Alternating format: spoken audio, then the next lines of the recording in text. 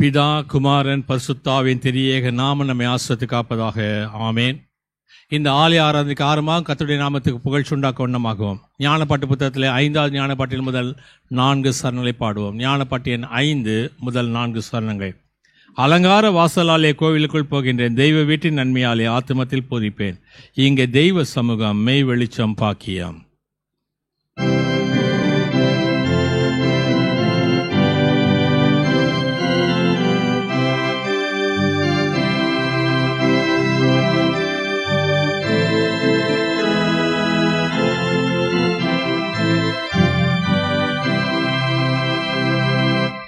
அலங்கார வாசலாலே கோவிலுக்குள் போகிறேன், தெய்வ வீட்டின் நன்மையாலே ஆத்துமத்தில் பூரிப்பேன், எங்கே தெய்வ சமூகம் மெய் வெளிச்சம் பாக்கியம். கர்த்தரே உம்மாண்டாய் வந்த என்னாண்டாய் குமாரமே, நீரிறங்கும் போதானந்த இன்பத்தால் மகிழுவேன், என்னுடைய உள்ளமும் தெய்வஸ்தலமாகவும்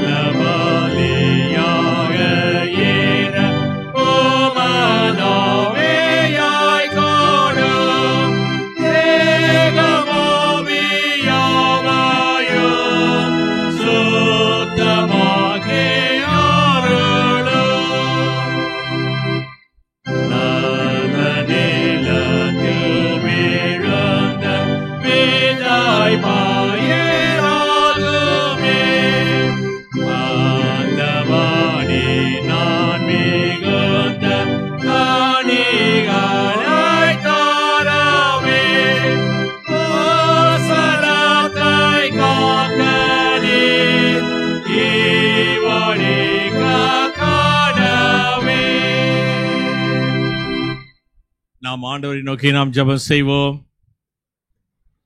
ஆண்டவரே, இந்த ஆண்டு துவங்கி முதலாவது மனமகிழ்ச்சியுடைய காலை வேளையில் உடைய பிள்ளைகளாகிய நாங்கள் ஒருமித்து கூடி உம்மை அப்பா பிதாவே என்று கூப்பிடத்தக்க புத்திர சுவிகாரத்தோடு நாங்கள் வந்திருக்கின்றோம். இந்த ஆண்டு முழுவதும் ஆண்டவராக கிருபை எங்களை தாங்கட்டும், ஆசுவாத்தை தாரும் என்று சொல்லி ஜெபிப்போம். திரியேக பராமனாகிய கர்த்தாவே, தேவனுடைய மேய்ச்சலும் ஆடுகளும் பிள்ளைகளுமாகிய நாங்கள் உம்மை வணங்கி போற்றி துதித்து உமது திருவார்த்தையை கேட்டறிந்து கிருபை ஆசுவாத்து பெருமடிங்கள் நாங்கள் ஒருமித்து குடும்பங்களாக கூடி வந்திருக்கின்றோம். கர்த்தாவே, நாங்கள் உமது திருவார்த்தை ஆவலோடு கேட்பது மட்டுமல்லாமல் அதன் மூலமாக ஆத்துமத்திலே புதிய பலத்தை பெற்று எங்களுடைய வாழ்க்கை உமது திருநாமம் மகிமைப்படுத்தும்படி பரிசுத்தாவினை கொண்டு எங்களுக்கு உதவி செய்யுங்கள். அது இயேசு கிறிஸ்துவின் பாதம் கெஞ்சி கொண்டாடுகிறோம் சுவாமி. ஆமீன். இந்த நாளிலே மாறி மாறி வாசிக்கும்படியாக தெரிந்து கொள்ளப்பட்ட சங்கீதம், அது ஞான சங்கீதம் புத்தகம் 100ஆம் சங்கீதம். சங்கீதம் 100. பூமியின் குடிகளே, எல்லாரும் கர்த்தரை கம்பீரமாய் பாடுங்கள், மகிழ்ச்சியோட கர்த்தருக்கு ஆராதனை செய்து ஆனந்த சத்தத்தோட அவர் சந்நிதி முன் வாருங்கள். கர்த்தரே தேவன் என்று அறியுங்கள், நான் அல்ல, அவரே நம்மை உண்டாக்கினார், நாம் அவர் ஜனங்களும் அவர் மேய்ச்சலின் ஆடுகளுமாய் இருக்கின்றோம். அவர் வாசல்களில் துதியோடும் அவர் பிரகாரங்களில் புகழ்ச்சியோடும் பிரவேசித்து அவரை துதித்து அவருடைய நாமத்தை ஸ்தோத்திரியுங்கள். சேர்ந்து வாசிப்போம். கர்த்தர் நல்லவர், அவருடைய கிருபை என்றென்றைக்கும், அவருடைய உண்மை தலைமுறை தலைமுறைக்கும் உள்ளது. பிதாவுக்கும் குமாரனுக்கும் பரிசுத்தாவியானுக்கும் மகிமை உண்டாவதாக, ஆதியில் எப்போதுமான சதா காலங்கள் இருக்கிறபடியே. ஆமீன். மீண்டுமாக கடவுளுடைய நாமத்தை நாம் மகிமைப்படுத்தக்கூடியவர்களாக ஞானப்பாட்டு புத்தகத்திலே 132ஆம் ஞானப்பாட்டின் முதல் 4 சரணங்களை பாடுவோம். தேவாரத முறைமைக்கு ஆரம்பமாக ஞானப்பாட்டு புத்தகத்திலே 132ஆம் ஞானப்பாட்டின் முதல் 4 சரணங்கள்.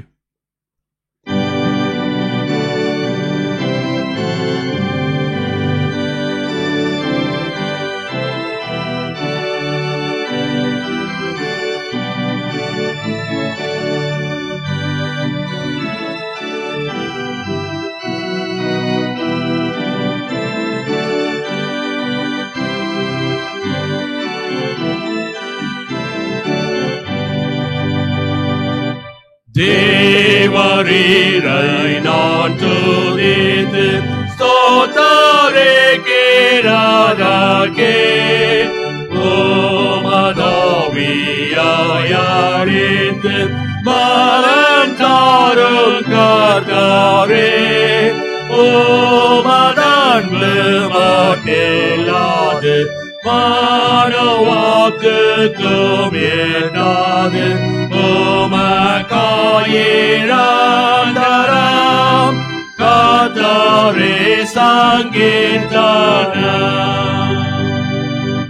நித்தமுமது பலத்தை உமது தயையோ போற்றையே நீருதயத்தை நீரெழுப்பியாருளோ உமதன்பின் பேரில் நீரே நீர்தமாய செய்கிறீரே, உமக்காயிராந்தரம் கர்த்தரே சங்கீதனம்.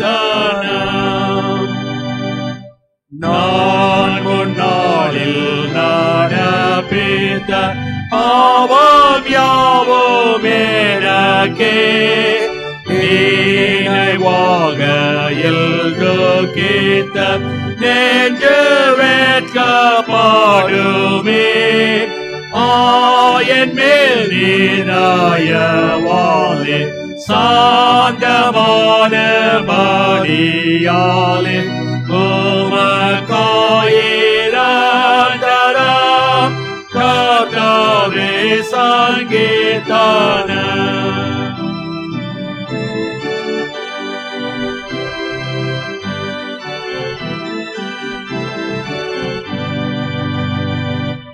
என் ஜீவனுள்ள நாளும் என் கர்த்தாவாம் தேவரே, எந்த காரியம் வந்தாலும் தயவாய் நடத்தினீர், என்னையே படிதாமே காத்ததாச்சரியமாமே, உமக்காயிராந்தரம் கர்த்தரே சங்கீதனம்.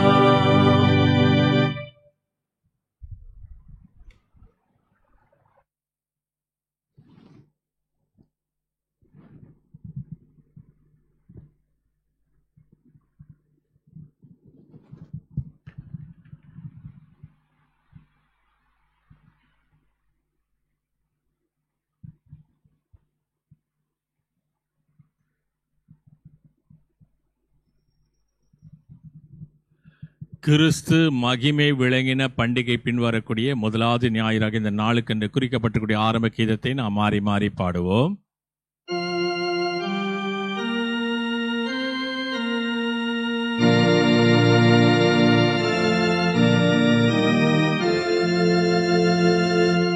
ஆண்டவர் உயரமோ உன்னதமான சிங்காசனத்தின் மேல் வீற்றிருக்க காண்டே, சேராபீன்கள் அவரை சூழ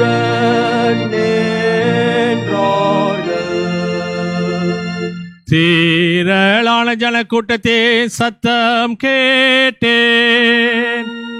அல்லேலூயா. சர்வ வல்ல கடவுளாகிய கர்த்தர் ராஜ்யமாறு பண்ண தொடங்கி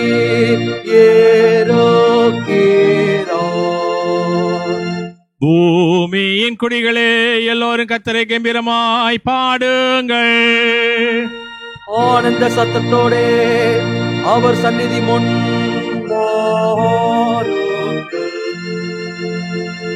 பிதாவுக்கும் குமாரனுக்கும் பரிசுத்தாவியானுக்கும் மகிமை உண்டாவதாக. ஆதியிலும் இப்பொழுதும் எப்பொழுதுமான சதா காலங்களில் இருக்கிற ஆடியே அன்புக்குரியவர்களே, பராமரிடத்தில் நமது இருதயத்தை திறந்து நம்முடைய பாவங்களை அறிக்கை செய்து ஆத்ம பசிதாகத்தோடு அவர் அளவில்லாத கிருபைக்காக சேர்ந்து மன்றாடுவோம். பாருங்கள்.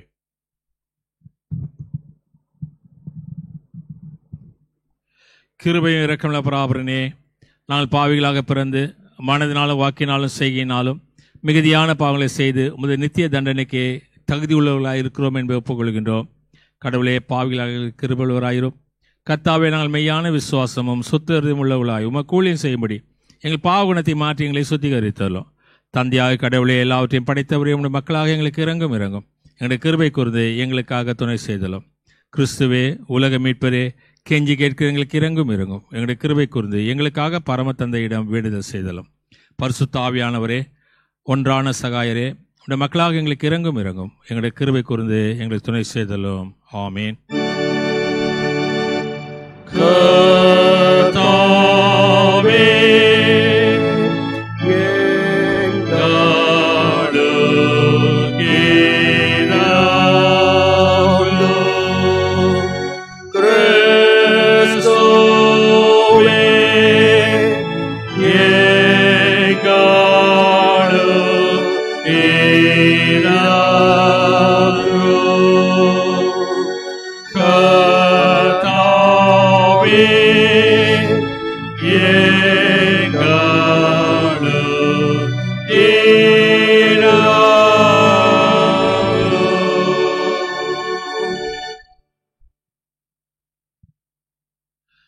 பராபர் நமக்கு இறங்கினார்.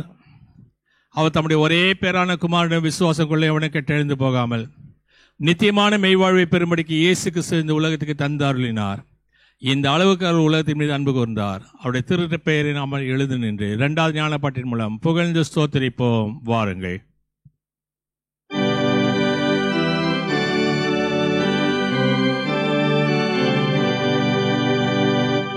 உன்னதில் இருக்கிற பராபரனுக்கு மகிமாயோ, பூமியிலே சமாதானமோ, மனித பேரிலே பிரியமோ உண்டாவதாக.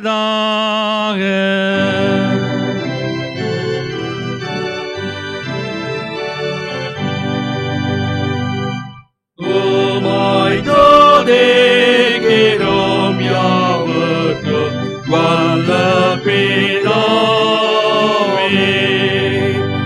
உம்மை பணிகிறோம் சுவாமி ராஜாதி ராஜாவே. உமது மகிமைக்காக கர்த்தாவே, ஸ்தோத்திரம் சொல்லுகிறோம்.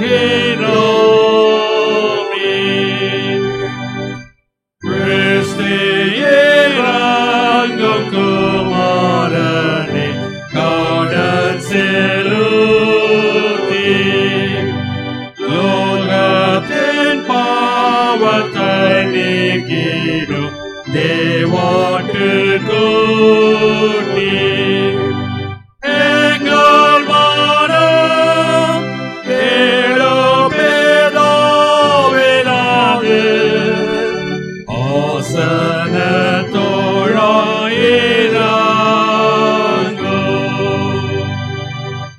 நித்ய பிதாவின் மகிமையில் இயேசுவே நீரே பரிசுத்தாவியோடே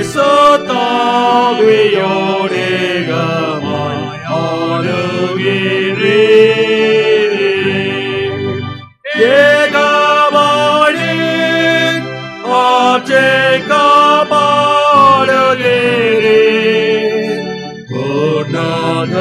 கர்த்தாரே,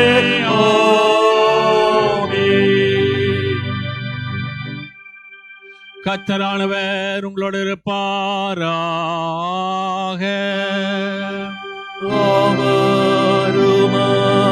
தாவியோடும் இருப்பாராக.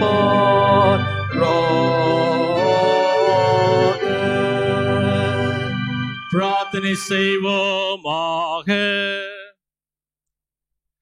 கர்த்தாவாகிய பராபரனே, தேவரை நோக்கி வேண்டிக் கொள்ளுகிற உம்முடைய மக்களுடைய மன்றாட்டுகளை இரக்கமாய் ஏற்றுக்கொண்டு நாங்கள் செய்ய வேண்டிய தினதென்பதை பற்றிய அறிவையும் அதை உண்மையாய் நிறைவேற்றுகின்ற பலத்தை எங்களுக்கு தர வேண்டும் என்று உம்மோடும் பரிசுத்த ஆவியோடு என்று தர சொல்லுங்கள். இயேசு கிறிஸ்துவின் மூலமாய் உம்மை வேண்டிக் கொள்ளுகிறோம் சுவாமி.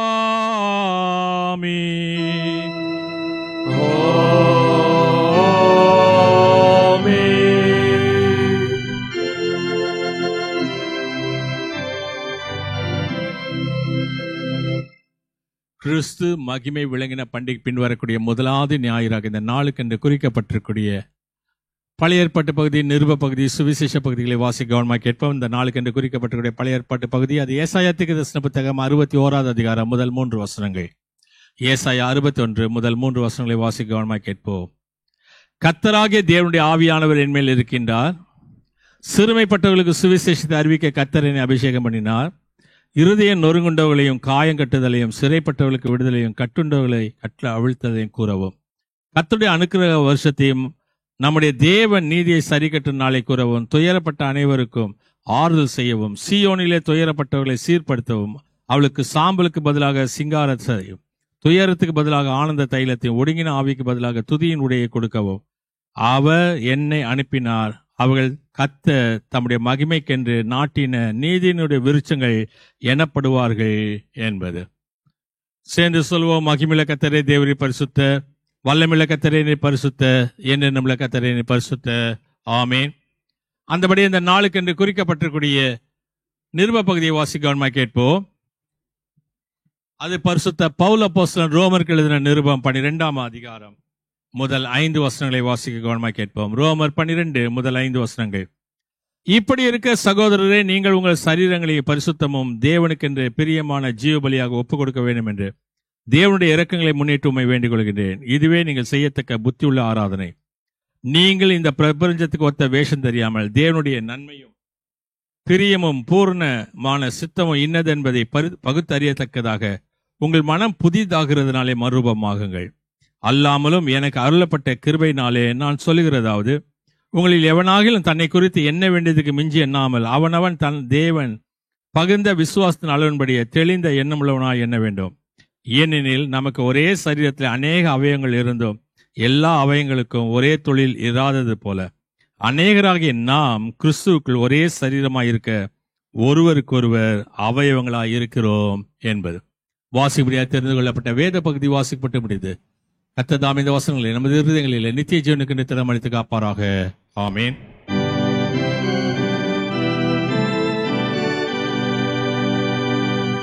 அவர் மேல் கர்த்தருடைய ஆவி தங்கும். ஞானத்தையும் உணர்வையும் ஆலோசனையும் வல்லமை அறிவையும் கர்த்தரை பற்றிய பயத்தையும் அந்த ஆவி ஆருளோ.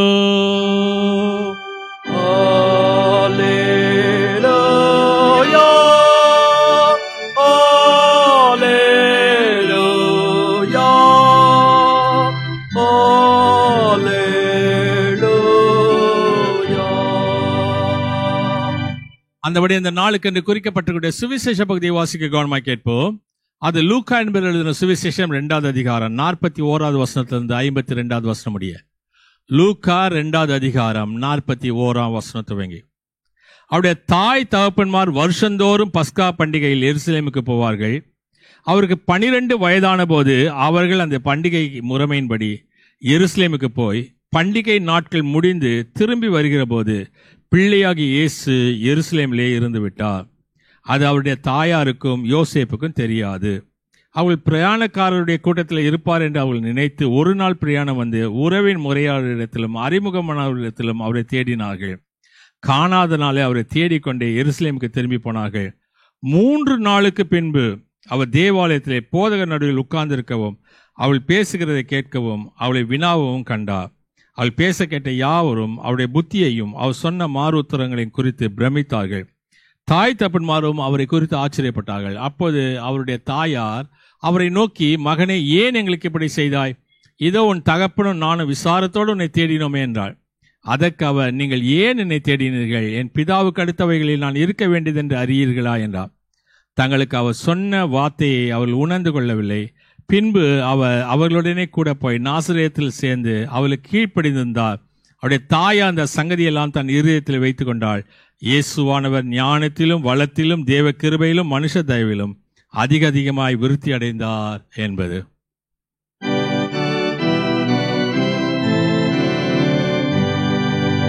பராமுடைய நல்ல வார்த்தைக்காக அவருக்கு ஸ்தோத்திரம். கிறிஸ்துவே உமக்கு ஸ்தோத்திரம்.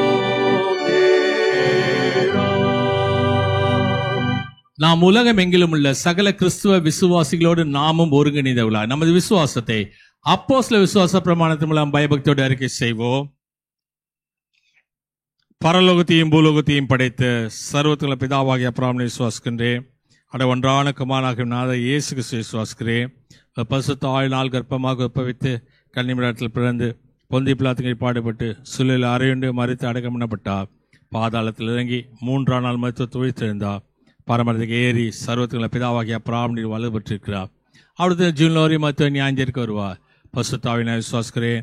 பொதுவான பரிசுத்த சபையும் பரிசுத்த ஐக்கியமும் மன்னிப்பும் மாம் சோதித்ததிலோ நித்திய ஜீவன் உண்டு என்று விசுவாசிக்கிறேன். ஆமேன். நாம் அறிக்கை செய்த இந்த விசுவாசம் நாம் இன்று மட்டுமல்ல, நமது மரணமற்ற இல்லத்திற்கு எல்லாம் உள்ள தூய ஆவியானவர் உங்களுக்கு எனக்கு துணை செய்வாராக. ஆமேன். அமர்வோம். கர்த்தருக்கு நன்றி செலுத்தும்படியான வேலை இது. கடந்த 2023 ஆண்டு முழுவதும் நம்மை பாதுகாத்த ஆண்டவர் 2024 ஆண்டிலே கர்த்தர் நம்மை பாதுகாக்க வேண்டும் என்று சொல்லி ஆண்டவருடைய கருத்துக்காக நம்ம ஒப்பு கொடுப்போம். விசேஷமாக இந்த வாரத்திலே தங்களுடைய பிறநாட்களை காணக்கூடிய, திருமண நாட்களை காணக்கூடிய ஒவ்வொரு சகோதரிகளையும் கர்த்தர் நிறைவாக ஆஸ்வதிக்க வேண்டும் என்று சொல்லி அவளுக்காக நாம் ஜெபம் செய்வோம். விசேஷமாக சரீரத்தில் சுகவீனமாக இருக்கக்கூடிய ஒவ்வொரு மக்களையும் நான் நினைவு கூறுகின்றோம். ஆண்டவராக கர்த்தர் அவளோடு கூட இடைப்படுவாராக. இந்த ஜெபத்துக்கு ஆதாரமாக 250 ஞானப்பாட்டில் முதல் சரணத்தை ஜெப நிலையில் என்று பாடுவோம். ஆயனில் 100 வாயின் ஆகும் இருந்தால் கர்த்தர் எனக்கு அன்பாக செய்த நன்மையாகும், அவைகளால் துதித்து ஓயாதொனியாய் பாடுவேன். 250 ஞானப்பாட்டில் முதல் சரணத்தை ஜெப நிலையில் நின்று நாம் பாடுவோம்.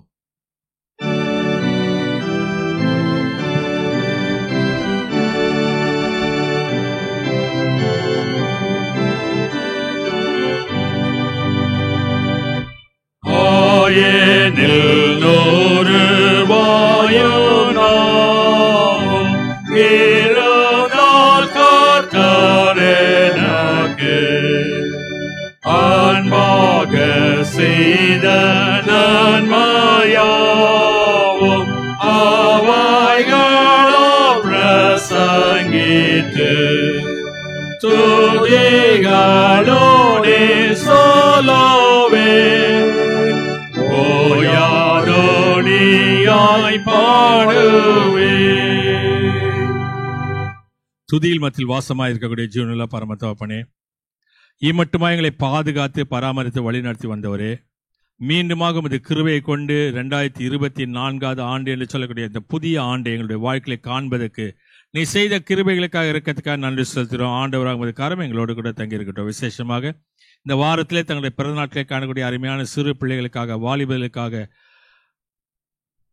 அருமையான குடும்பஸ்தர்களுக்காக, வயதான மக்களுக்காக வேண்டிக் கொள்கிறோம். அது கிருபை அவர்களை தாங்கட்டும், வழி நடத்தும், பாதுகாப்பை நிறைவேறலும். எல்லாவற்றுக்கும் மேலாக ஆண்டவராக நீதாமே பரிபூர்ணமான ஆசுவாத்தியம், அது சந்தோஷத்தையும் சமாதானத்தையும் இந்த ஆண்டு முழுவதும் நாங்கள் கண்டோமே. ஆராதித்து துதித்து ஸ்தோத்திரிப்பதற்கு மதிமைப்படுத்துவதற்கு உதவி செய்தலும். விசேஷமாக சரீரத்திலே சுகவீனமாக இருக்கக்கூடிய ஒவ்வொரு மக்களையும் நாங்கள் நினைவு கூறுகின்றோம். விசேஷமாக மங்களம் வில்லியம்ஸ்க்காக வேண்டிக் கொள்கிறோம். ஆண்டவராக நீதாமே இந்த வயதான நாட்களே கண்களுக்கு பார்வையும் கால்களுக்கு பலத்தை கொடுத்து எடுத்துக்கொள்ளக்கூடிய மருந்துகளை மாற்ற ஔஷதமாக மாற்ற வேண்டுமா கேட்கின்றோம். அதே போல ராஜகுமாரி விமலநாதனுக்காக வேண்டிக் கொள்வோம். அது கிருபை தாங்கட்டும். அருமையான தாயாரை ஆண்டவராக உமது கரத்துக்குள் நாங்கள் ஒப்புக் கொடுக்கின்றோம். நீ தொட்டு ஆசுவதித்து வழி நடத்தி உமது காயப்பட்ட கரத்திலிருந்து வழிக்கூடிய ரத்தத்தினால் பரிபூர்ணமான சுகத்தையும் பலத்தையும் தந்தலும். அதே போலவே அருமையான சகோதரி பத்மனி பீட்டருக்காக வேண்டிக் கொள்கிறோம். ஆண்டவராக நம்மை பரிபூர்ணமான சுகத்தை கொடுத்து கொண்டு வருகின்றீர், நன்றி செலுத்துடன் தொடர்ந்து பாதுகாத்து அருளும். அதே போலவே அருமையான தாயார் நளினிக்காக வேண்டிக் கொள்கிறோம். ஆண்டவராக நீதாமே தன்னுடைய கால்களிலே ஏற்பட்டிருக்கக்கூடிய அந்த எலும்பு முறிவை ஆண்டவராக உமது கரத்தில் ஒப்பிடுகிறோம். நீர் தொட்டு சுகமாக்கி நன்றாக எழுந்து நடமாடி உம்மை ஆராதிக்க துதிக்க ஸ்தோத்திரிக்க மகிமைப்படுத்த உதவி செய்யுமாய் கேட்கின்றோம். அதே போலவே வின்சென்ட் பிரபாகருக்காக வேண்டிக் கொள்கிறோம். இது கிருபை தாங்கட்டும். ஆண்டவராக நீதாமே சரீரத்திலே ஜீவன சுகத்தை பலத்தை கொடுத்து மீண்டுமாக ஒரு ஆண்டை கொடுத்திருக்கின்றேன், நன்றி செலுத்துகிறோம். அதே போலவே சாமி ஐயா சாமிக்காக வேண்டிக் கொள்கிறோம். இது கிருபை தாங்கட்டும். ஆண்டவராக இது கிருபையும் இது ஆலோசனை வழிநடத்தும் நிறைவாய் அவளோடு கூட தங்கி இருக்கணுமா கேட்கிறோம். எங்களுக்காக ஜெபித்துக் கொள்ளுங்கள் என்று சொன்ன ஒவ்வொரு சகோதரிக்காக வேண்டிக் கொள்கிறோம். ஆண்டவராக நீதாமே சச்சிதானந்தம் அவர்களுக்காக அவருடைய குடும்பத்துக்காக நன்றி செலுத்துவோம். அது கிருபை தாங்கட்டும். ஜோன் சில்வியா பிரேமா லூது சாமிக்காக வேண்டிக் கொள்கிறோம். அதே போலவே ரோஸ்லின் டாரத்திக்காக வேண்டிக் கொள்கிறோம். ஆண்டவராக நீதாமே இவர்கள் தங்களுடைய பிள்ளைகளுக்காக பேர பிள்ளைகளுக்காக ஜெபித்துக் கொள்ளுங்கள் என்று சொன்ன ஆண்டவராக சத்தத்துக்கு நாங்கள் ஒப்புக் கொடுக்கிறோம். விசேஷமாக அருமையான பிள்ளைகள் பிரார்த்தனா சாமுக்காக வேண்டிக் கொள்கிறோம். ஆண்டவராக நீதாமே உமது கிருபை கூட இருக்கட்டும். ஆண்டவராக நீதாமே இந்த இரட்ட பிள்ளைகளை ஆண்டவராக உமது கர்த்தர் ஒப்புடுகிறோம். இந்த ட்வின்ஸை ஆண்டவராக நீதாமே ஆசுவதியும் ஏற்ற வழியிலே தாயும் செய்யுமாய் பிரித்தெடுக்க வேண்டுமாய் கேட்கிறோம். அதே போல டாக்டர் கிறிஸ்டோபல் திவ்யாக்காக வேண்டிக் கொள்கிறோம். தலைப்பிரசவத்திலே ஆண்டவராக நீதாமே இரட்டை பிள்ளைகளை கொடுத்திருக்கின்றீர். ஆண்டவராக உமது கிருபை அந்த அருமையான மகளோடு தங்கியிருக்க வேண்டுமாய் கேட்கின்றோம். எல்லாவற்றுக்கும் மேலாக அருமையான மகள் சிறுப ஆலனுக்காக வேண்டிக் கொள்கிறோம். இது கிருபை தாங்கட்டும். பாப் லாசரஸ்க்காக வேண்டிக் கொள்கிறோம். தன்ராஜ் நவநீதாமாவுக்காக வேண்டிக் கொள்கிறோம். நவநீதாமாவனுடைய இடது ஷோல்டர் டிஸ்லோகேட் ஆகியிருக்கக்கூடிய சூழ்நிலையிலே அது நன்றாக அது கூடி அருமையான தாயார் எழுந்து நடமாடி உதவிகளை செய்வதற்கு உதவி செய்யுமாய் கேட்கின்றோம். ஆண்டவராக இது கிருபை தாங்கட்டும். அதே போல டேனியல் தங்கபிரகாசன் நேசகுமாரி அம்மாவுக்காக வேண்டிக் கொள்கிறோம். அவளை ஆசுவத்தலும் வழிநடத்தும். டாக்டர் கனகராஜுக்காக வேண்டிக் கொள்கிறோம். இந்த வயதான நாட்களில் ஆண்டவராக கிருபை பரிபூர்ணமாய் தங்கியிருக்க வேண்டுமாய் கேட்கிறோம். எல்லாவற்றுக்கும் மேலாக இந்த நாளிலே மருத்துவமனையில் அனுமதிக்கப்பட்டிருக்கிற மக்களுக்காக வேண்டிக் கொள்கிறோம்.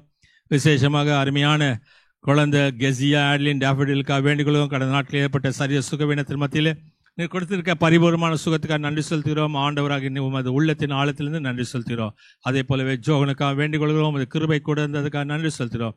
தொடர்ந்து நாளை தினத்திலிருந்து பள்ளிக்கூடத்துக்கு போகும்போது உமது கிருபை இந்த அருமையான பிள்ளைகளோடு தங்கி நின்று நிறைவான ஆசுவாத்தையும் ஞானத்தையும் புத்தி கூர்மையும் பெற்ற பிள்ளைகளாக பெற்றோர்களுக்கு பெரியவர்களுக்கு கீழ்ப்படுதல் உள்ள பிள்ளைகளாக தங்களுடைய வாழ்க்கை நடத்த உதவி செய்யுமாய் கேட்கின்றோம்.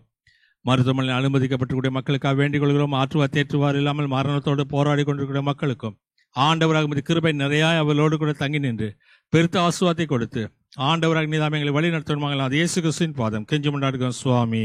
ஆமீன்.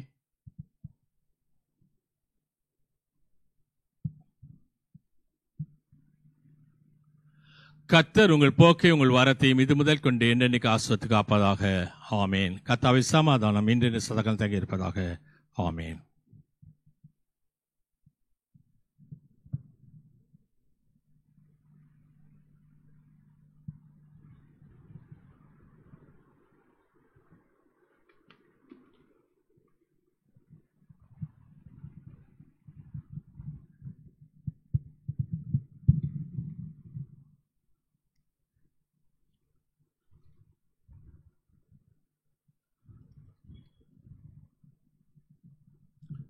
மீண்டுமாக கடவுளுடைய நாமத்தை நாம் மகிமைப்படுத்தக்கூடியதாக ஞானப்பாட்டு புத்தகத்திலே 115 ஞானப்பாட்டின் முதல் 4 சரணங்களை பாடுவோம்.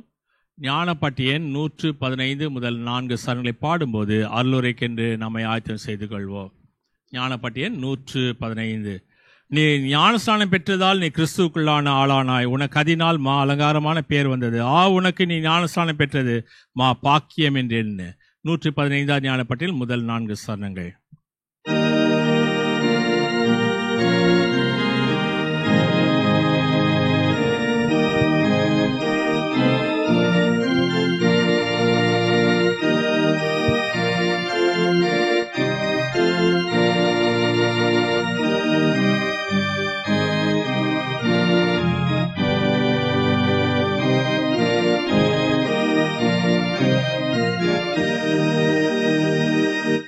நீ ஞானஸ்நானம் பெற்றதால்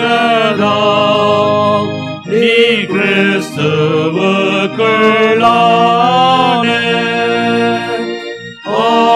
ஆளானாய். உனக்கதினால் அலங்காரமான பேர் வந்தது உனக்கு. நீ ஞானஸ்நானம் பெற்றது பாக்கியம் என்று.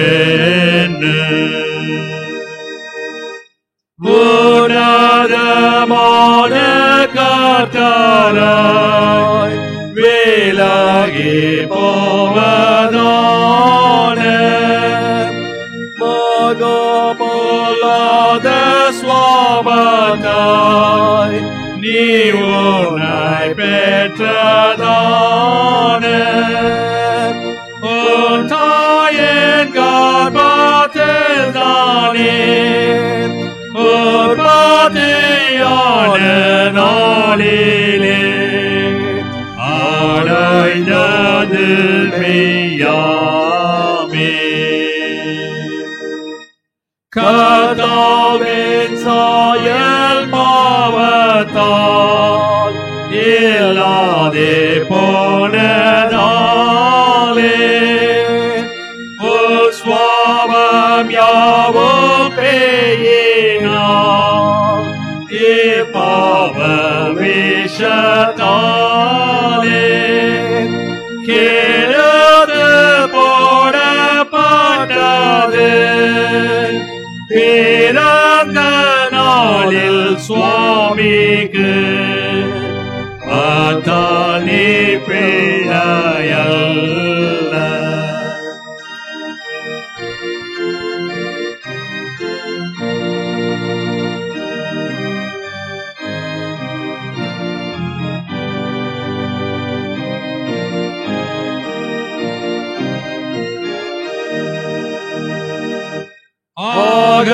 ஆகையினாலே சாபமும் கர்த்தாவின் கோபம் சாவும் உன்மே சுமந்திருந்ததோ அல்லாமல் உன்மேல் யாவும் பிசாசின் வாசமானதால் நீ என்றும் அதன் கட்டினால் கண்டுண்ட மோசமுண்டு. நம்முடைய பிதாவாகிய கடவுளிடத்திலிருந்தும் ஆண்டவராகிய இயேசு கிறிஸ்துவிடத்திலிருந்தும் உங்களுக்கு கிருபையும் சமாதானம் உண்டாவதாக. ஆமேன். அமர்வோம். இந்த நாளுக்கென்று குறிக்கப்பட்டிருக்கூடிய தியான பகுதி ஒரு முறை வாசிக்க கவனமாக கேட்போம். அது சற்று நேரத்துக்கு முன்பாக பீடத்தருகே வாசிக்கேட்ட சுவிசேஷ பகுதியே லூக்கா எழுதின சுவிசேஷம் 2வது அதிகாரம் 41வது வசனத்திலிருந்து 52வது வசனம் முடியும். அவருடைய தாய் தகப்பன்மார் வருஷந்தோறும் பஸ்கா பண்டிகையில் எருசலேமுக்கு போவார்கள். அவருக்கு 12 வயதான போது அவர்கள் அந்த பண்டிகை முறைமையின்படி எருசலேமுக்கு போய் பண்டிகை நாட்கள் முடிந்து திரும்பி வருகிற போது பிள்ளையாகிய இயேசு எருசலேமிலே இருந்து விட்டார். இது அவருடைய தாயாருக்கும் யோசேப்புக்கும் தெரியாதிருந்தது. அவர் பிரயாணக்காரர் கூட்டத்தில் இருப்பார் என்று அவர்கள் நினைத்து ஒரு நாள் பிரயாணம் வந்து உறவின் முறையாரிடத்திலும் அறிமுகமானவர்களிடத்திலும் அவரை தேடினார்கள்.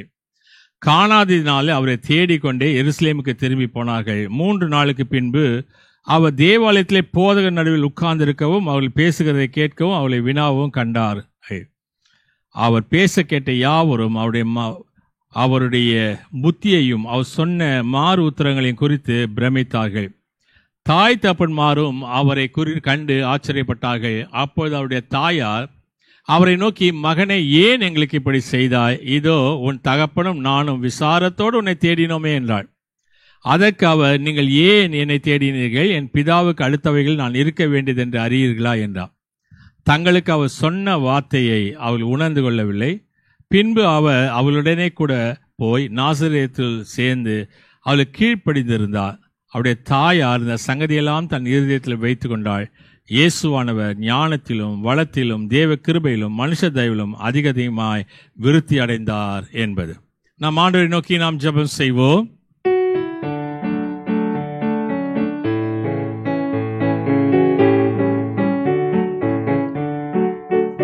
பரிசுத்தாவி எங்கள் மீதிலே பொழியும் இந்த வேளையிலே பிரசன்னத்தால் நிரப்பியம்மை பொது சக்தியை அளித்திடுமே. பிரசன்னத்தால் நிரப்பியம்மை பொது சக்தியை அளித்திடுமே. மண்டல முழுவதையோ மாவியால் நிரப்பிவிடோ. மண்டல முழுவதையோ ஓமாவியால் நிரப்பிவிடோ. அனுப்பிய தாரும் பரிசுத்த அக்கினி, அனுப்பிய தாரும் பரிசுத்த ஆவி, அந்தகாரத்தை நீக்கிவிடோ, அந்தகாரத்தை நீக்கிவிடோ. பரிசுத்தாவி எங்கள் மீதிலே பொழியும் இந்த வேளையிலே, பிரசன்னத்தால் நிரப்பியம்மை புது சக்தியை அளித்திடுமே. பேய் சக்தி தகத்திடவே, நோயின் சாபமகற்றிடவே, பேய் சக்தி தகத்திடவே, நோயின் சாபமகற்றிடவே. வல்லமை தாரும் பெலமும் அருளும், வல்லமை தாரும் பெலன் அருள், வரன் தந்தேம்மை அபிஷேகியோ, வரன் தந்தேம்மை அபிஷேகியோ. பரிசுத்தாவி எங்கள் மீதிலே பொழியும் இந்த வேளையிலே, பிரசன்னத்தால் நிரப்பியம்மை புது சக்தியை அளித்திடுமே. பரலோகத்தின் அதிபதியே, பரலோகத்தின் பலகணிகள், பரலோகத்தின் அதிபதியே, பரலோகத்தின் பலகணிகள், திறந்தே கொட்டிடும் கிருபை சொரியும், திறந்தே கொட்டிடும் கிருபை சொரி, திருப்தி பாடுத்தி அனுப்போ, திருப்தி பாடுத்தி அனுப்போ. பரிசுத்தாவி எங்கள் மீதிலே பொழியும் இந்த வேளையிலே, பிரசன்னத்தால் நிரப்பியம்மை புது சக்தியை அளித்திடுமே. பிரசன்னத்தால் நிரப்பியம்மை புது சக்தியை அளித்திடுமே.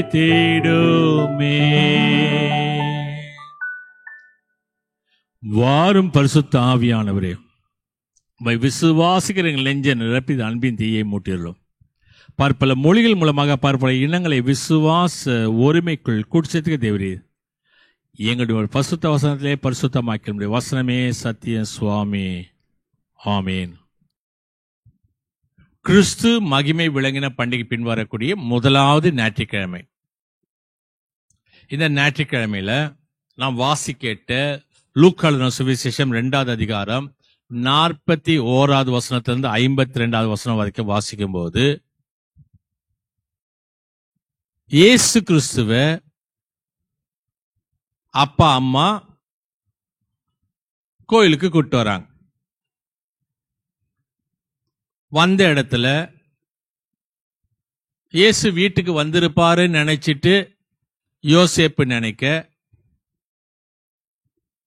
மரியாள் யோசேப்போட போயிருப்பாருன்னு மரியாள் நினைக்க, கடைசியில் இயேசுவை காணலன்னு சொல்லி திரும்பி வந்து அவர் ஆலயத்துல போதல் நடுவில் உட்கார்ந்து ஜெபித்து அவளோட உபதேசம் பண்ணவும் அவளுடைய வினாவும் இவர்கள் பார்த்து ஆச்சரியப்பட்டு, ஏன் மகனே எங்களுக்கு இப்படி செஞ்ச அப்படின்னு சொல்லி கேட்கிறாங்க. இதுதான் சம்பவம்.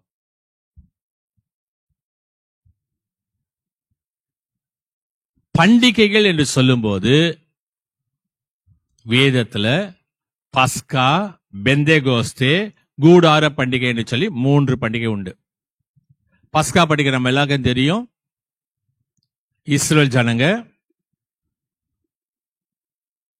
எகிப்தை விட்டு வெளியில வருவதற்காக ஒரு ஆட்டுக்குட்டியை அடிச்சு சமைச்சு சாப்பிட்டுட்டு வெளியில வராங்க. அந்த பண்டிகையை நினைவு கூர்ந்து கொண்டாடுவது பஸ்கா பண்டிகை, பாஸ் ஓவர் அப்படின்னு ஆங்கிலத்தில் சொல்லுவாங்க. 2வது பெந்தேகோஸ்தே என்பது 50வது நாள் என்று சொல்லக்கூடிய பண்டிகை. 3வது பண்டிகை கூடார பண்டிகை, அது அர்ப்பின் தோத்திர பண்டிகை மாதிரி. இந்த 3 பண்டிகைகளும் ஒரு குடும்பம், ஒரு ஆண் மகன் கண்டிப்பாக எருசலேமுக்கு போகணும். இப்ப இயேசு கிறிஸ்துக்கு 12 வயது ஆகிறது என்று சொல்லி வேதம் சொல்லுகிறது. இயேசு முதலாவதாக எருசலேம் தேவாலயத்துக்கு போனது 8வது நாள் போகின்றார், விருத்த சேதனம் பண்ணப்பட்டதுனால. இப்ப 12 வயதுல போகின்றார். இப்படி 3 தடவை போகணும் என்று சொல்லக்கூடிய வேத ஆதாரங்கள் யாத்ராகம புத்தகம் 23வது அதிகாரம் 14 17 வசனம் சொல்லுகிறது. யாத்ராகமம் 34வது அதிகாரம் 23வது வசனம் சொல்லுகிறது. உபாகம புத்தகம் 16வது அதிகாரம் 16 வசனம் சொல்லுகிறது. இப்படி எருசலேமுக்கு செல்ல யூதர்கள் பிரியப்பட்டு போனார்கள். சிறையிருப்புக்கு பிறகு நடைபெற்றது என்னன்னு சொன்னா, இதை செயல்படுத்த முடியல. ஏன்னா சிதறி போயிட்டாங்க. சிறையிருப்புல எல்லாம் சிதறி போயிட்டாங்க. ஆகவே எப்படியாவது ஆண்டுக்கு ஒரு முறை போனா போதும், 3 தடவை போக வேண்டும் என்பது, அட்லீஸ்ட் ஒரு முறையாவது போகணும் அப்படின்னு சொல்லிட்டு ஒரு தீர்மானம் செய்யறாங்க. நான் ஒரு ஊர்ல பணியாற்றி கொண்டிருந்தேன். ஆரம்ப காலத்துல அங்க வருஷத்துக்கு 2 தடவை கொடி ஏத்துவாங்க. ஒன்னு புது வருஷத்துல ஒரு கொடி ஏத்துவாங்க, 2வது ஈஸ்டருக்கு ஒரு கொடி ஏத்துவாங்க. இந்த கொடி ஏத்துற அன்னைக்கு இவர்கள் எல்லா தமிழகம் எங்கும் பரவி இருக்கின்றார்கள். அவங்க என்ன செய்வாங்க சொன்னா,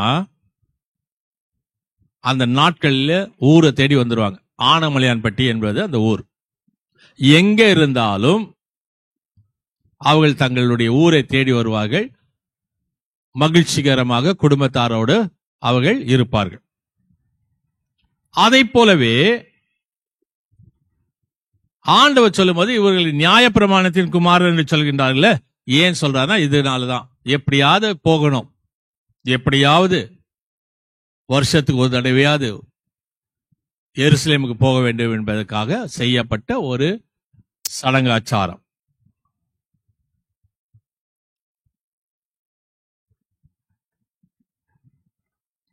பன்னிரண்டு வயதில் இயேசு கிறிஸ்துவை கூட்டிக் கொண்டு போகின்றார்கள். இப்ப ஒரு கேள்வி, 12 வயசுக்கு முன்னாடி இயேசுசாமி தேவாலயத்துக்கு போனாரா? வேதத்தில் எந்த விதமான சாட்சிகள் இல்லையே, எந்த விதமான ஆதாரங்கள் இல்லையே, இதுவே முதல் முறை என கேட்டா நமக்கு சரியா தெரியாது. இன்னைக்கு நிறைய குடும்பத்துல என்ன செய்யறாங்கன்னா, இந்த படிச்சுட்டு வேதத்தெல்லாம் படிச்சு, நானும் 12 வயசு வரைக்கும் நான் கோயிலுக்கு போக மாட்டேன், நான் வீட்டுல தான் உட்கார்ந்து இருப்பேன் அப்படின்னு சொல்லிட்டு சொல்லுவது பேதமை, அறிவீனம், முட்டாள்தனம். இன்னைக்கு பண்டிகை நம்ம எல்லாம் கொண்டாடணும், கிறிஸ்துமஸ், நியூ இயர் எல்லாம் கொண்டாடணும். அது new year watch night service எல்லாம் சின்ன பசங்க எல்லாம் வெளியில போய் நிற்பாங்க. இந்த வாலிப பசங்க பட்டாசு விடுறதுக்காக காத்துட்டு இருப்பாங்க. 12 மணி எப்போ ஆகும், ஐயர் பாட்டு அங்க பிரசங்கம் பண்ணிட்டு இருப்பாரு. கோயில் ஒரு மணி இருக்கும், அந்த மணியினுடைய நேரத்தை பார்த்து அவருக்கு கணக்கிட்டு செய்து கொண்டிருப்பார். அவ்வளவு சீக்கிரம் என்ன செய்வாங்கன்னா, வெளியில பட்டாசு வெடிக்க ஆரம்பிச்சிருவாங்க. அதுக்கு சுத்தி ஒரு கூட்டம் நின்று சிரிச்சுக்கிட்டு வேடிக்கை பண்ணிட்டு இருக்கோம். இந்த பண்டிகை காலத்துல இயேசு எங்க இருந்தார்? பண்டிகையின் போது இயேசு எங்கே இருந்தார்? முதலாவது காரியம், ஆலயத்தில் இருந்த இயேசு. அவ்வளவுனா அவருக்கு வயசாகி போகலையே. இன்னைக்கு கோயில்ல பாத்தீங்கன்னாக்கா, இந்த வெள்ளிக்கிழமை கோயில், இந்த சாயங்கால கோயில் எல்லாம் பாத்தீங்கன்னா வயசானவங்க தான் வருவாங்க. வாலிபர்களும் திருமணம் முடித்தவர்கள் எல்லாம் வரமாட்டாங்க.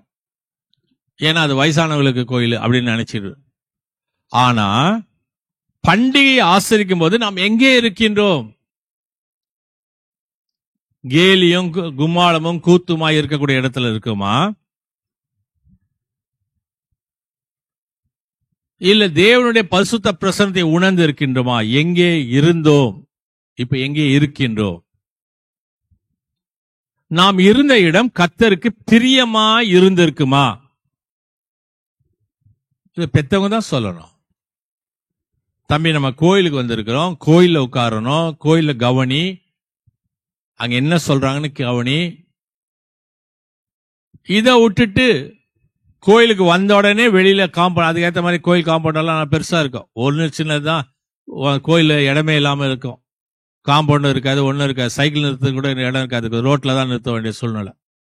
இந்த சூழ்நிலையில இன்று பண்டிகை ஆலயத்துக்கு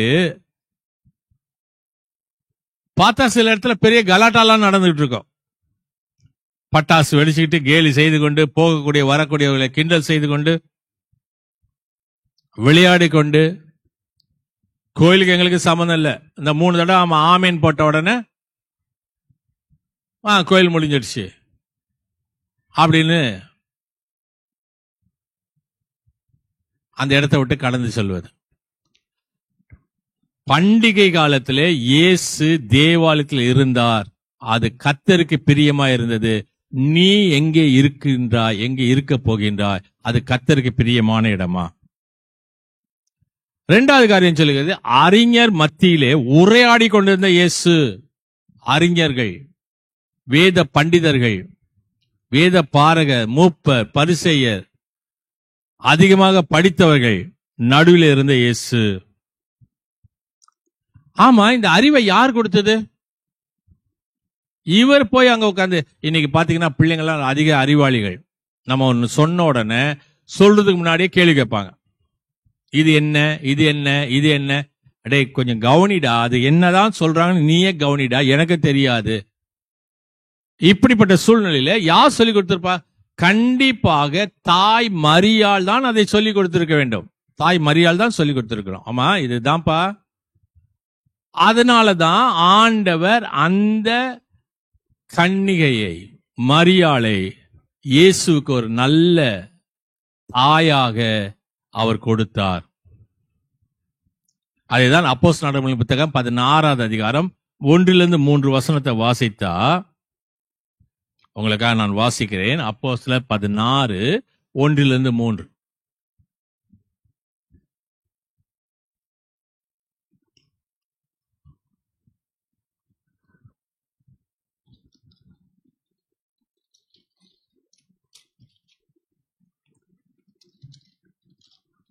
அதன் பின்பு அவன் தெர்பைக்கும் லிஸ்திராவுக்கும் போனான். அங்கே தீமோத்தே எனப்பட்ட ஒரு சீஷன் இருந்தான். அவன் தாய் விசுவாசமுள்ள யூத ஸ்திரீ, அவன் தகப்பன் கிரேக்கன்.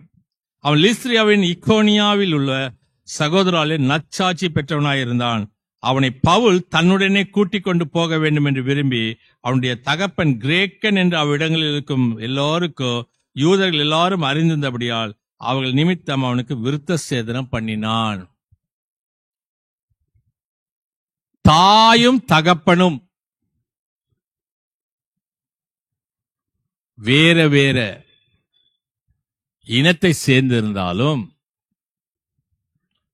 தீமோத்தேயுக்கு அவளுடைய தாய் வேத அறிவை கொடுத்தார்.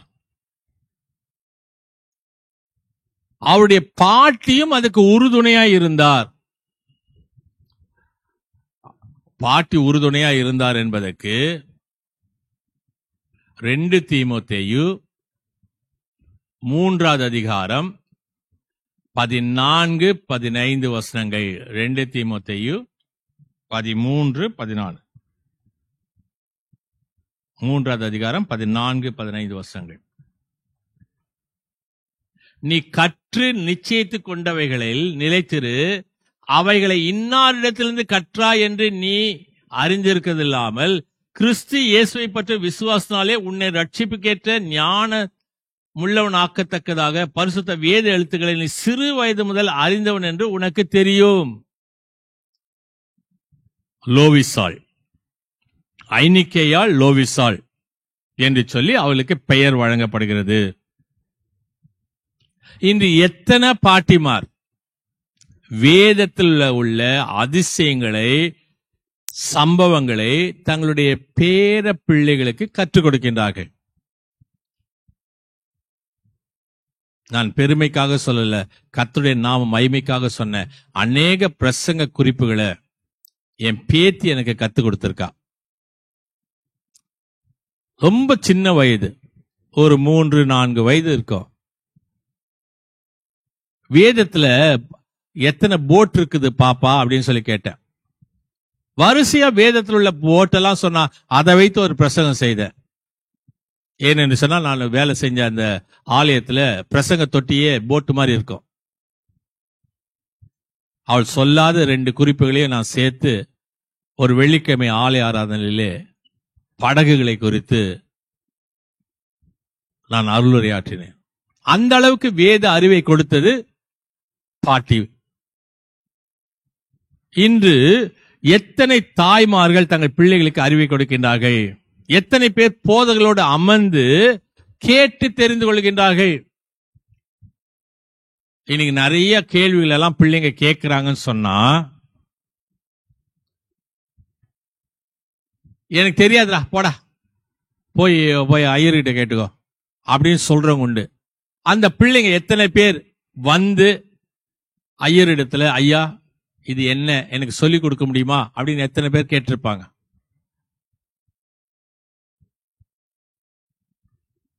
இங்கு இயேசு போதகர்கள் நடுவிலே அமர்ந்திருந்தார். லூக்கா எழுதின சுவிசேஷம் 2வது அதிகாரம் 46வது வசனம். போதகர்களுடைய நடுவிலே அமர்ந்து இருந்த ஆண்டவர். இன்னைக்கு யார் நடுவில் நீ உட்கார்ந்து இருக்க? சீட்டு கட்டு விளையாடுறவங்கிட்ட, குடிக்கிறவங்களோட சேர்ந்து உட்கார்ந்து இருக்கியா? இன்னைக்கு கடவுள் இயேசு போதகர்கள் நடுவில் அமர்ந்திருந்தார். 2வது எங்கே இருந்தார் என்று சொன்னால், யோவான் சுவிசேஷம் 19வது அதிகாரம் 18வது வசனத்திலே, சிலுவைகளின் நடுவிலே இயேசு தொங்கிக் கொண்டிருந்தார். இந்த பக்கம் ஒரு சிலுவை கள்ளன், வலது பக்கம் ஒரு கள்ளன், இடது பக்கம் ஒரு கள்ளன். கள்ளர்கள் மத்தியிலே சிலுவையிலே தொங்கிக் கொண்டிருந்த ஆண்டவராக இயேசு கிறிஸ்து. 3வது காரியம், லூக்கா எழுதின சுவிசேஷம் 24வது அதிகாரம் 36வது வசனம், சீடர்கள் மத்தியிலே இருந்த ஆண்டவர். சீடர்களுடைய மத்தியிலே உங்களுக்கு சமாதானம் உண்டாவதாக என்று சொல்லக்கூடிய ஆண்டவர். 4வது காரியம், மத்திய எழுதின சுவிசேஷம் 18வது அதிகாரம் 20வது வசனத்தை, எங்கே நாமத்தின் நிமித்தமாக 2 பேர் 3 பேர் கொடுக்கின்றார்களோ அவர்கள் நடுவிலே இருக்கிறேன் என்று சொன்ன ஆண்டவர். நம் மத்தியில இருக்கக்கூடிய, கூடுகிறவர்களுடைய மத்தியில இருக்கக்கூடிய ஆண்டவர். போதர்களுடைய நடுவிலே, சிலுவையினுடைய நடுவிலே, சீஷர்கள் மத்தியிலே, கூடக்கூடிய மக்கள் மத்தியிலே இருக்கக்கூடிய ஆண்டவர். இன்னைக்கு பெற்றோர்கள் பிள்ளைகளுக்கு என்ன செய்ய வேண்டும்? இன்னைக்கு பிறந்த உடனே பொம்பளை பிறந்துச்சா நிறைய நகையை சேர்க்கணும், பணத்தை சேர்க்கணும், அது பிற்காலத்தில் அது உதவியா இருக்கணும். ரைட், எல்லாம் நல்லதுதான். ஆனா பிள்ளைகளை இயேசுவினிடம் கொண்டு வர வேண்டும். மார்க் எழுதின சுவிசேஷம் 10வது அதிகாரம் 13 to 16 வசனத்தை வாசித்தா, இந்த தாய்மார்கள் என்ன செய்கிறார்கள் சொன்னா, பிள்ளைகளை இயேசுவினிடத்துல கொண்டு வந்தார்கள். எதற்கு? பிள்ளைகளை தொட்டு ஆஸ்வதிக்க வேண்டும் என்பதற்காக. ஏன் அப்படின்னு சொன்னா, ரபிமார் ஆசீர்வாதம் பிள்ளைகளுக்கு வேண்டும். எனக்கு நல்லா தெரியும், பெங்களூர்ல ஒரு அருமையான குடும்பம், வயதான தாயார், இளம் வயதுல அவங்களுடைய கணவர் இறந்துட்டாரு. நிறைய பிள்ளைங்க, அவங்க காம்பவுண்ட்ல தான் இருந்தாங்க பெங்களூர்ல. அவங்க இப்ப எல்லா பிள்ளைங்களையும் கோயிலுக்கு கூட்டு வருவாங்க. முடிஞ்ச உடனே ஐயரிட கூட்டு போய், ஐயா பிள்ளைகளுக்கு ஆசீர்வாதம் பண்ணுங்கன்னு எல்லாம் வரிசையா நிக்க வச்சு ஆசீர்வாதம் வாங்குவாங்களாம். இன்னைக்கு அந்த பிள்ளைகள் எல்லாம் பெரியவங்களாகி பேரன் பேத்தி எடுத்து, அவங்களுடைய கொள்ளு பேரர்கள் எடுத்து, சில பேர் மரித்து போனார்கள், சில பேர் இருக்காங்க. இயேசுவினிடம் பிள்ளைகளை கொண்டு வர வேண்டும். மத்திய எழுதின சுவிசேஷம் 19வது அதிகாரம் 13 to 15 வசனம், லூக்கா எழுதின சுவிசேஷம் 18வது அதிகாரம் 15 to 17 வசனம். இன்னைக்கு உங்க பிள்ளைகளை இயேசுவினிடம் கொண்டு வந்திருக்கின்றீர்களா? ஏன் கோயிலுக்கு பிள்ளை வரல? அவனுக்கு எக்ஸாம் பாஸ்டர், அதனால படிக்கிறான். ஏன் வசனம் ஒப்பிக்கல? அவனுக்கு எக்ஸாம் பாஸ்டர், அதனால வசனம் தான். எக்ஸாம்ல இருக்கக்கூடிய பெரிய பெரிய கேள்விகளை படிக்க தெரிஞ்ச உனக்கு 4 லைன் இருக்கக்கூடிய வசனத்தை உனக்கு படிக்க முடியல.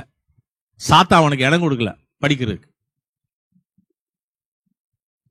2வது காரியம், பிள்ளைகளுக்கு வேத வசனங்களை கற்பிக்க வேண்டும். அவளை ஆலயத்துக்கு கொண்டு வர வேண்டும், கற்பிக்க வேணும். இன்னைக்கு பெரியவங்களா இருக்கவங்களா என்ன சொல்றீங்க? நாங்க சின்ன வயசுல இருக்கும் போது எங்க அப்பா அம்மா ஞாயிற்றுக்கிழமை ஆனா ஒரு வசனத்தை ஒரு சங்கீதத்தை ஒப்பிக்கணும், நாங்க ஞானப்பாட்டு ஒப்பிக்கணும், ஒப்பிச்சாதான் மதியானம் சாப்பாடு சொன்னாங்கல்ல, ஒப்பிச்சிங்கல்ல, நீங்க நல்லா இருக்கீங்களா, உங்க பிள்ளைங்களை மாதிரி விட்டு அது எங்கங்க படிக்குது? ஏன்? லேசினஸ், சோம்பல். உங்களுக்கும் சோம்பல், அவங்களுக்கும் சோம்பல். அவன் சொல்றத கேட்கறதுக்கு உங்களுக்கு மனசு இல்ல, அவனை படிக்க வைக்கிறதுக்கு அவன் படிக்கிறதுக்கு அவனுக்கு மனசு இல்ல. வேத வசனங்களை கற்றுக் கொடுக்க வேண்டும். மூன்றாவது காரியம், பிதாவுடைய திருக்குமாரன் இயேசு, தேவனுடைய குமாரன் கிறிஸ்துவை தேடினார்கள், இயேசுவை தேடினார்கள். நேற்று தினத்தில் நாம சொன்னோம், wise men still finding Jesus, seek Jesus என்று சொல்லி. அத போல பெற்றோர்களும் தேடுகின்றார்கள். எப்படி தேடினாங்களாம்? விசனத்தோடு, விசாரத்தோடு, துக்கத்தோடு. அந்த வார்த்தைகள் போடப்பட்டிருக்கும். விசனத்தோடு தேடினார்கள், விசாரத்தோடு தேடினார்கள், துக்கத்தோடு தேடினார்கள் இயேசுவை. இன்னைக்கும் தேடுறாங்க. மருத்துவமனைகளில, ஆபத்து நேரங்களில ஆண்டவரை இயேசுவை நோக்கி பார்க்கின்றார்கள். விசனத்தோடு உம்மை தேடினோமே, துக்கத்தோடு தேடினோமே. மத்தேயு எழுதின சுவிசேஷம் 8வது அதிகாரம் முதல் 4 வசனத்தை வாசிக்கும் போது, தாங்கள் சுத்தமாக்கப்பட வேண்டும் என்பதற்காக தேடினார்கள். ஆண்டவரே உமக்கு சித்தமானால் தான் எங்களை சுத்தமாக்கும். குஷ்டரோகிகள் தேடுகின்றார்கள். யோவான் எழுதின சுவிசேஷம் 4வது அதிகாரம் 29-30 வசனத்தை வாசித்தா, நீ மேசியா தானா, நீ கிறிஸ்து தானா என்று அறிவதற்காக தேடினார்கள். சமாரியா பெண்,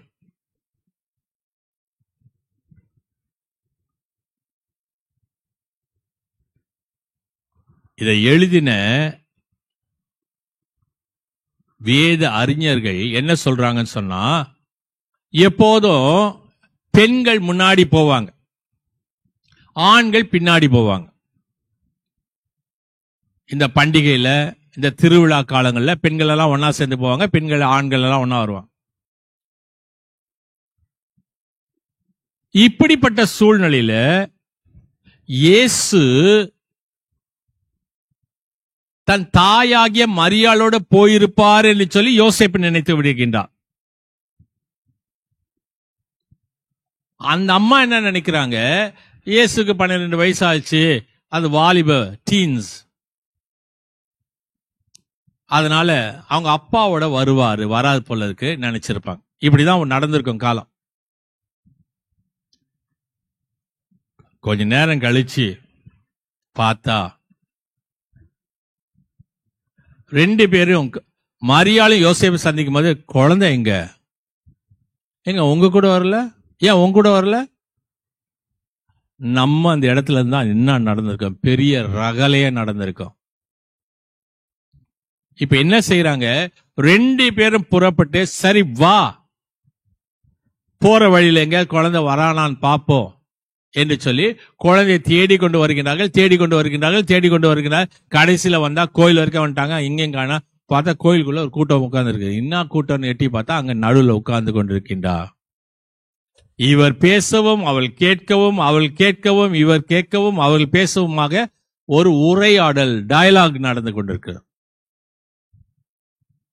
அப்பதான் அந்த அம்மா சொல்றாங்க, ஏன் தம்பி, உன வயிற்றுல சுமந்ததுல இருந்து விசாரம், அவமானங்கள், துக்கம், இப்படி எங்களுக்கு பண்ணிட்டியே. இயேசுக்கு சொல்லுகின்றார், என் தகப்பன் வீட்டில் நான் இருப்பேன்னு உங்களுக்கு தெரியாதா அப்படின்னு சொல்லிட்டு, அந்த 52ஆம் வசனம் சொல்லுது, அவர் பெற்றோர்களுக்கு கீழ்ப்படிந்திருந்தார். தேவ கிருபையிலும் ஞானத்திலும் வளர்ச்சியிலும் அதிகமாய் கடவுளுக்கு பயந்திருந்தார். தேவாலயத்தில் கிறிஸ்து, லூக்கா எழுதின சுவிசேஷம் 2வது அதிகாரம் 46-47 வசனத்தை வாசித்தா, போதகர் நடுவிலே உட்கார்ந்து கொண்டிருந்த ஆண்டவராக இயேசு கிறிஸ்து தேவாலயத்துல, இன்னைக்கு கோயிலே கதி அப்படின்னு யார் இருக்காங்களோ கர்த்தர் அவளை உயர்ந்த இடத்துக்கு கொண்டு போய் இருக்கின்றார். மார்க் எழுதின சுவிசேஷம் 11வது அதிகாரம் 11வது வசனம், யோவான் 2:24-25, மத்தேயு 9:4 இயேசு தேவாலயத்தை சுத்தி பார்த்தார். இன்னைக்கு நான் உங்களை கேட்கிறேன், எத்தனை பேர் உங்க கோயிலை சுத்தி பார்த்திருக்கீங்க? எங்க சுத்தி பார்க்கறதுக்கு அது என்ன எக்ஸிபிஷனா? நீங்க முன்னாடி வரீங்க, நேரா வரீங்க, நேரா வீட்டுக்கு போறீங்க. அங்க அந்த கோயிலை சுத்தி வந்து பாருங்க, கோயிலுக்கு பின்னாடி எவ்வளவு குப்பை இருக்குன்னு தெரியும் உங்களுக்கு. ஏன் என்று சொன்னால் யாரும் பார்ப்பதில்லை, எல்லா குப்பையும் கொண்டு போய் வச்சிருது பின்னாடி. ஆகவேதான் இயேசு சுற்றி பார்த்து சுத்திகரித்தார். மத்தேயு எழுதின சுவிசேஷம் 21வது அதிகாரம் 12வது வசனத்தில் தேவாலயத்தை சுத்திகரித்தார். எனக்கு நல்லா தெரியும், ஒரு கோயில்ல நான் வேலை செய்யும் போது எல்லாம் தரையில தான் உட்காருவாங்க. பெரிய கோயில், ஒரு 8 பெஞ்ச் இருந்தது. இந்த சைடு ஆண்கள் சைடுல 4, பெண்கள் சைடுல 4. நான் போய் தான் ஒரு நிறைய பெஞ்சஸ் எல்லாம் செஞ்சு போட்டேன். முன்னாடி உட்கார்ந்து இருக்க ஒரு கோயில் முடிச்சோன்னா வருவாரு, பாஸ்டர் அங்க பாத்தீங்களா ஒட்டை இருக்குது, அங்க பாத்தீங்களா குப்பை இருக்கு அப்படின்னு. நான் சொல்லுவேன், இவ்வளவு நேரம் அதை தான் யோசனை பண்ணிட்டு இருந்தீங்களா? இந்த ஒட்டடையும் குப்பையும் எடுக்கிறதுக்கு தான் நான் ஐயரா இருக்கேனா? அதுக்குதான் இவ்வளோ பிசி மெம்பர்களை தேர்வு செஞ்சிருக்கீங்களா? அவங்ககிட்ட கேளுங்க. சரி, அதெல்லாம் இருக்கட்டும். ஏன் அந்த ஒட்டடையை நீ எடுக்க முடியாதா? அந்த குப்பையை நீ எடுத்துக்கொண்டு போய் வெளியில போட முடியாதா? நான் ஏன் எடுக்கணும்? நான் பதவியில இருக்கேனா, பட்டத்துல இருக்கேனா? எனக்கு நான் பதவி பட்டமா கொடுத்தாங்க, எனக்கு நான் ஓட்டு போட்டா ஜெயிக்க வச்சாங்க. போதகர் நடுவில் அமர்ந்திருந்த இயேசு, தேவாலயத்தை சுத்தி பார்த்த இயேசு, தேவாலயத்தை சுத்திகரித்த இயேசு. 4வது காரியம், தேவாலயத்தில் உபதேசம் பண்ணினார். தேவாலயத்தை உபதேசம் பண்ணினார். மத்தேயு எழுதின சுவிசேஷம் 21வது அதிகாரம் 23வது வசனம், மார்க் 12:35, லூக்கா 20:21, யோவான் 7. அவர்கிட்ட கொண்டு வந்து புக்கை கொடுக்குறாங்க, ஏசாயா தீர்க்கதரிசன புத்தகம். திறந்து பார்த்து அதுல இருக்கக்கூடிய செய்தி வாசிக்கிறாங்க. அதுதான் இந்த நாளுடைய பழைய ஏற்பாட்டு பகுதியை நம்ம வாசிக்கட்டும். Jesus manifesto. குருடர் பார்வையடைகின்றார்கள், செவிடர் கேட்கின்றார்கள், நறுங்குண்டவருக்கு விடுதலை. அதை சொன்ன பிறகு அதிகாரமுள்ளவராய் போதித்தாரே என்று சொல்லி கேட்கின்றார்கள். அப்படிப்பட்ட ஒரு ஆண்டவர். மத்தேயு சுவிசேஷம் 21வது அதிகாரம் 11வது வசனத்துல தேவாலயத்துல சொஸ்தமாக்கினார். அது ஓய்வு நாள்ல. கூன் விழுந்த பெண்ணா இருந்தாலும் சரி, நீர்க்கோவை வியாதி உள்ள மனிதனாக இருந்தாலும் சரி, பிசாசு பிடித்தவனா இருந்தாலும் சரி, அவர்களை சுகமாக்கினார். 5 காரியங்களை சொல்லியிருக்கின்றேன். போதகர் நடுவில் அமர்ந்திருந்தார், தேவாலயத்தை சுத்தி பார்த்தார், தேவாலயத்தை சுத்திகரித்தார், தேவாலயத்தை உபதேசம் பண்ணினார், தேவாலயத்தை சொஸ்தமாக்கினார். 6வது காரியம், சொஸ்தமாக்கினவனோடு பேசினார். யோவான் 5வது அதிகாரம் 14வது வசனம், 8வது அதிகாரம் 11வது வசனம். சொஸ்தமாக்கப்பட்டவர்களோடு பேசின ஆண்டவர். இன்னைக்கு கடவுள் உன்னோடு கூட பேசுகின்றார், தேவாலயத்தில் பேசுகின்றார். கடைசி காரியம், தேவாலயத்திலே உலாவினார். யோவான் சுவிசேஷம் 10வது அதிகாரம் 23வது வசனம், அவர் உலாவினார்.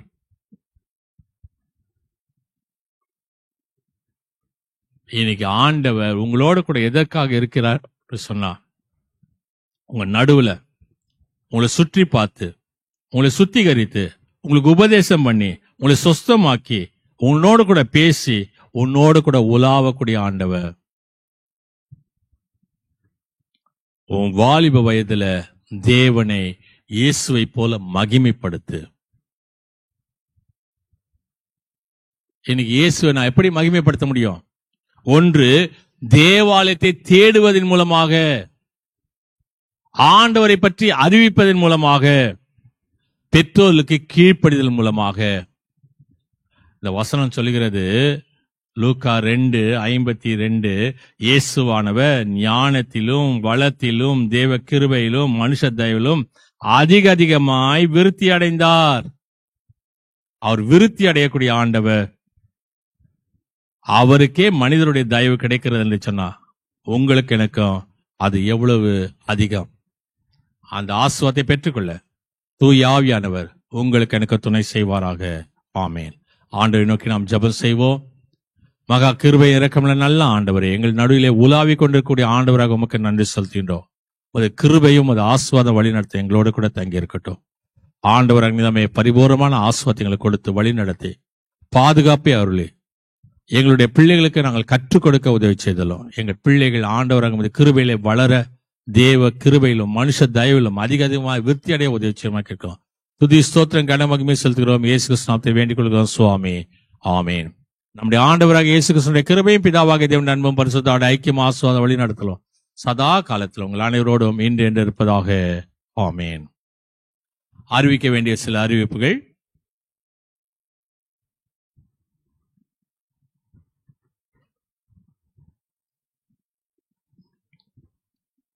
இன்று இந்த ஆலய ஆராதனையிலே கலந்து கொண்டிருக்கக்கூடிய அனைத்து விசுவாசிகளுக்கும் Go and Shine for Jesus Ministry சார்பாக நன்றிகளை தெரிவித்துக் கொள்கின்றோம்.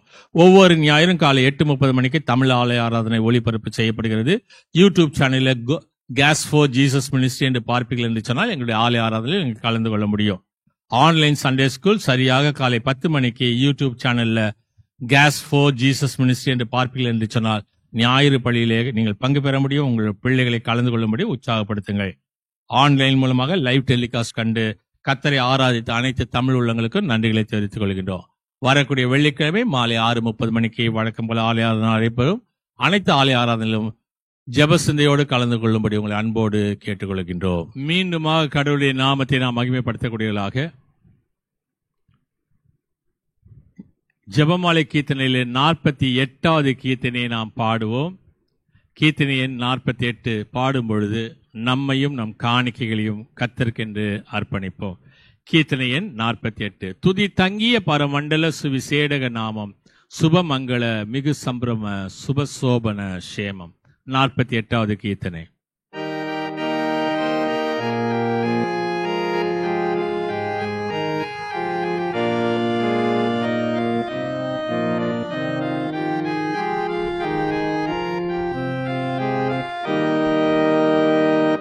துதி தாங்கிய பரமண்டல சுவிசேடக நாமம் சுபமங்கள மிகு சம்பிரம சுபசோபன சேமா. ஆதி சுந்தர நிலை கொண்டுயர் அருள் மோகிஷ தீப கதி உம்பகள் தொழுமீங்கிட கருணை பிரதாப மந்தையாய பணிந்து பாதம் மகிழ்ந்து வாழ்த்திய அத்தனா நிந்தையால் ஒரு கந்தை மூடவும் வந்த மா பரிசுத்தனா திருவானுலகர சாய்வல தேவ சொருபானா ஒரு மாதுடை வினை மாறிட நரரூபமதானா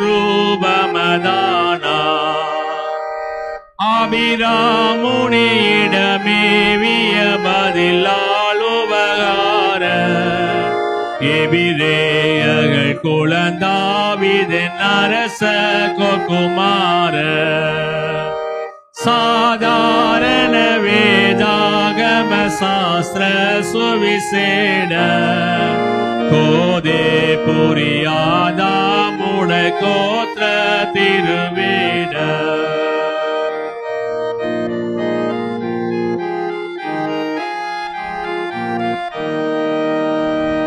வேநாடரும நாடருமேவோ திருபாத பன்னோதுவ கண்ணாவள பரமண்டலநாத துதி தாங்கிய பரமண்டல சுவிசேடக நாம சுபமங்களமிகு சம்பிரம சுபசோபன சேமம்.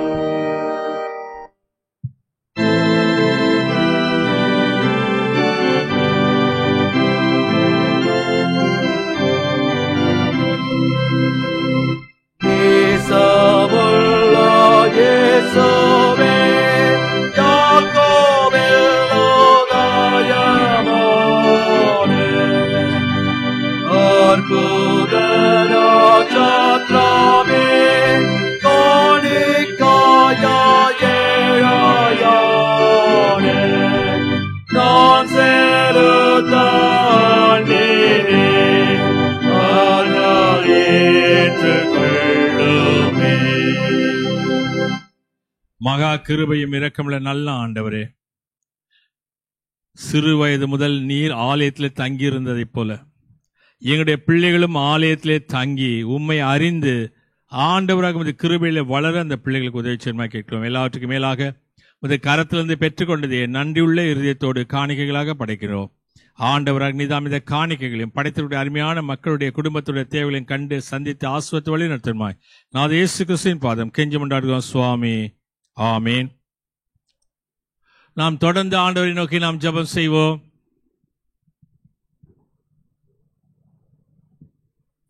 எங்கள் பரலோக பிதாவே, எங்களை மீட்டுக்கொண்ட அருமை இரட்சகரே, பராபரனே, உலகத்தில் உள்ள நீ சம்பாதித்த உம்முடைய திருச்சபையை ஆட்கொண்டு கண்ணோக்கி பார்த்து ஆசுவதியும், முக்கியமாய் உம்முடைய சுவிசேஷத்தை சொல்லக்கூடிய திருச்சபைகள் அனைத்தையும் ஆசுவதித்தல்லும், அனைத்து திருச்சபைகளுடைய பேராயர்களையும் போதர்களையும் ஊழியர்களையும் சுவிசேஷங்களையும் பரிசுத்தாவியால் நிரப்பியவர்களா எடுக்கக்கூடிய அனைத்து பிரயாசங்களையும் கையிட்டு செய்யும் அனைத்து ஊழியங்களையும் வாய்க்க செய்யும்.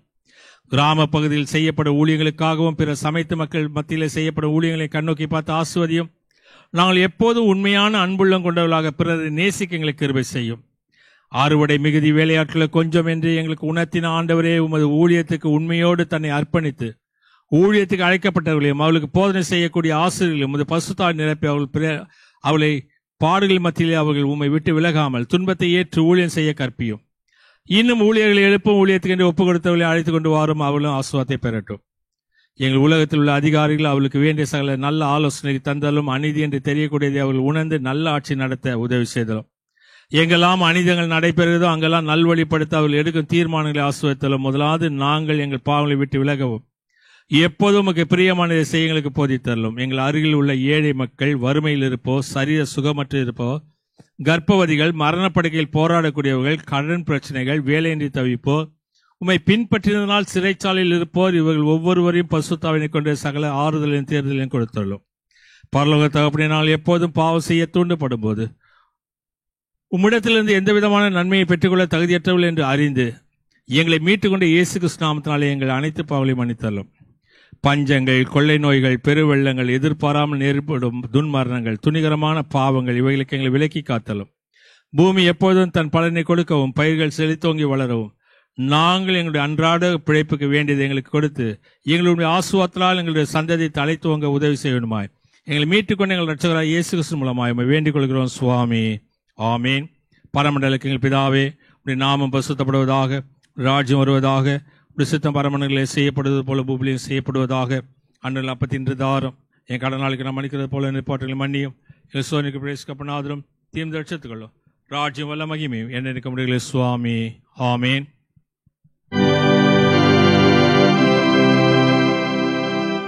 கர்த்தரானவர் உங்களோடு இருப்பாராக.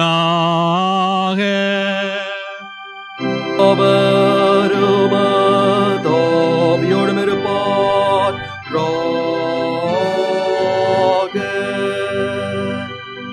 கர்த்தரானவர் உன்னை ஆசீர்வதித்து உன்னை காப்பாராக. கர்த்தரானவர் தமது திருமுகத்தை உன்னில் பிரகாசிக்க செய்து உன் பேரில் கிருபை உள்ளவராயிருப்பாராக. கர்த்தரானவர் தமது திருமுகத்தை உனக்கு பிரசன்னமாக்கி உனக்கு சமாதானம் தந்தழுவாராக. ஆமென்.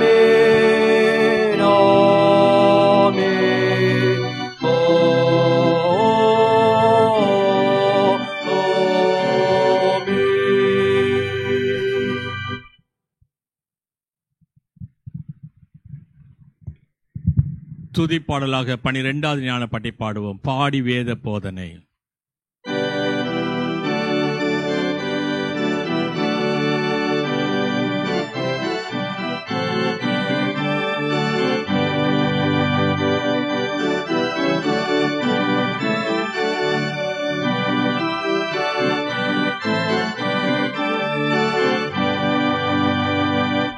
பாடி வேத போதனை கேட்டு ஜெபிக்க அன்பான கர்த்தரே போக்கிருபாய் செய்ததாலே நம்மை வாழ ஓனால் போஷித்ததற்காக அவரை துதிப்போமாக.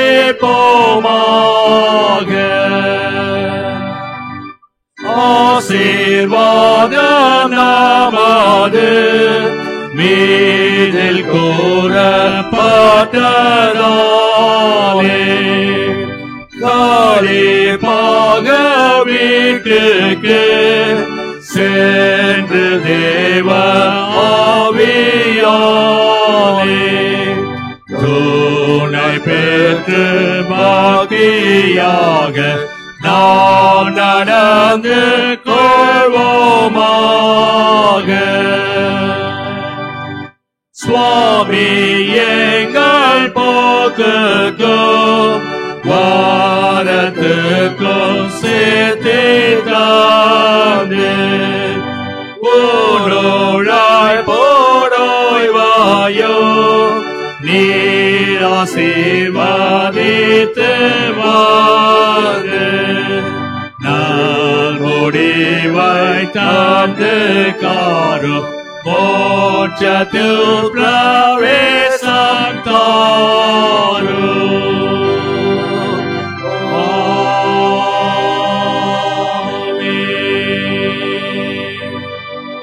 ஜெபம் செய்வோம்.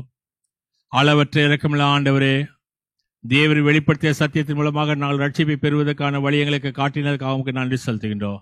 நீ காட்டிய வழியிலே நாங்கள் செம்மையாய் நடந்து மரணம் மட்டுமே பற்று விசுவாசம் நிலைத்து நின்று கடைசியிலே மோட்ச ராஜ்யத்தை அடைவதற்கு வேண்டிய ஆத்ம பலத்தை எங்களுக்கு அருள வேண்டும் என்று பணித மனதோடு கெஞ்சி கேட்டுக்கொள்கிறோம் சுவாமி. ஆமீன். என் ஆத்மாவே கர்த்தரை ஸ்தோத்திரி, என் முழுவலுமே அவருடைய பரிசுத்த நாமத்தை தோத்திரி.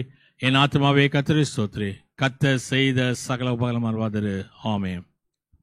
கர்த்தர் உங்கள் போக்கி உங்கள் வரத்தையும் இது முதல் கொண்டு என்றென்றைக்கு ஆஸ்வதி காப்பாராக. ஆமீன்.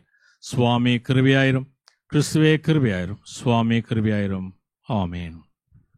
பராபரனுக்கு ஸ்தோத்திரம்.